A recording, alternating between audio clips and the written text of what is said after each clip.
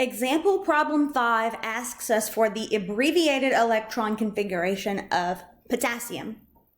So on the real periodic table of elements, we can see that potassium is element number 19 in group 1. Going to our electron configuration table, circle potassium, we can see that it is in row 1, 2, 3, 4 here. So it wants the abbreviated configuration, but we know from previous videos that the first thing we always do is write the full configuration to help us out there. So we have 1s2 going down to 2s2, 2p, 1, 2, 3, 4, 5, 6, 3s2, 3p, 1, 2, 3, 4, 5, 6,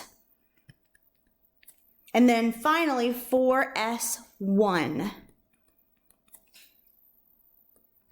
For the abbreviated configuration, remember the first thing we do is draw an open bracket.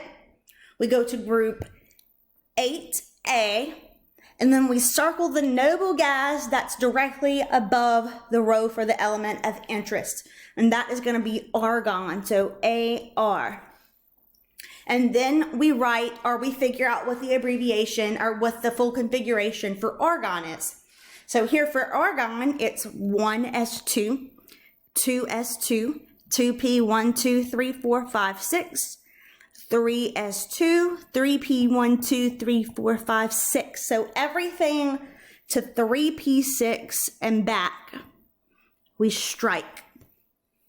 And then we write whatever is left over, which here is going to be 4s1.